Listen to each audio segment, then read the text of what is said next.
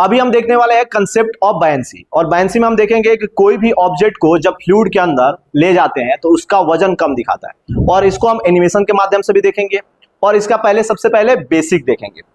तो देखेंगे यहाँ पे, तो हमने एक लिक्विड लिया है, ठीक है, जिसका डेंसिटी कितना बताओ, रो है। उसके बाद से हम उसके अंदर क्या किए, एक ऑब्जेक्ट रख दिए, एक बॉडी है जिसका मास m है और उसका वॉल्यूम जो है वो v है। तो नीचे की तरफ हम अपना ग्रेविटी फोर्स लगेगा कि नहीं लगेगा, कितना mg लगेगा। और हम जानते हैं अकॉर्डिंग टू आर्किमिडीज प्रिंसिपल कि जब भी कोई ऑब्जेक्ट को फुली या पार्शियली इमर्ज करता है पानी के अंदर, तो उसके ऊपर के दिशा में एक फोर्स लगता है जिसको बायंसी फोर्स या अपथ्रस्ट फोर्स बोलते हैं।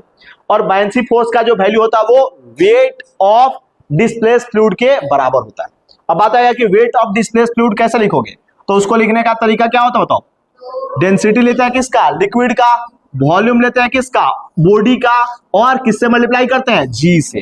तो ये जो रो लेते हैं वो किसका लेते हैं बताओ, लिक्विड का डेंसिटी है। और भी क्या है बताओ, वॉल्यूम है किसका, वॉल्यूम ऑफ डिस्प्लेस्ड फ्लूइड। और कितना वॉल्यूम डिस्प्लेस होता है फ्लूइड का, जितना क्या होगा, बॉडी का वॉल्यूम होगा। जितना किसका वॉल्यूम होता है बताओ, बॉडी का वॉल्यूम होता है। तो एक्चुअल में किसका वॉल्यूम है बताओ, बॉडी का है। आसान है बिल्कुल।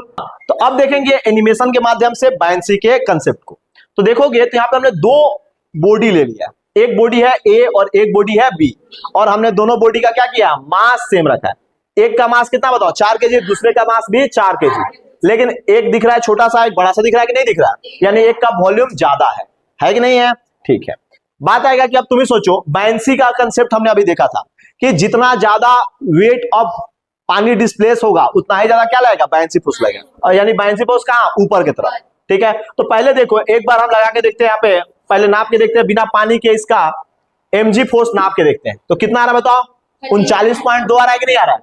चलो छोटा वाला का नाप के देखते हैं तो कितना आना चाहिए, कितना आना चाहिए, कोई बताएगा क्या। इसका भी कितना आना चाहिए बताओ, 39.2 ही आना चाहिए। क्यों आना चाहिए, इसलिए कि मास सेम, तो क्या होता है, mg होता है ना, g तो सेम ही है, मास सेम तो क्या लगेगा, इसका भी ग्रेविटी फोर्स क्या होगा, सेम ही होगा, 39.2, बिल्कुल क्लियर। लेकिन अगर बायंसी देखा जाए तो अलग अलग आएगा, चेक किया जाए। जैसे देखो, अब इसको ले जाकर पहले नापते हैं किसके अंदर, पानी के अंदर। तो पानी के अंदर ले जाओगे तो क्या होगा, इसका वेट बढ़ेगा ही घटेगा, घटेगा, हम जानते हैं। तो अब ले जाके इसको पानी के अंदर रख दिए, तो देखो पहले क्या आ रहा था, 39.2 आ रहा था, अब कितना आ रहा है, मात्र 23.1 आ रहा है। लेकिन अभी भी देखोगे तो थोड़ा सा क्या है बताओ, जो बॉडी है अपना ए वाला, उसका थोड़ा सा हिस्सा कहां है, बाहर है पानी का। अगर पूरा डुबा दे तो क्या होगा, जो अपना ये रीडिंग है वेजिंग मशीन का, ये जो वेजिंग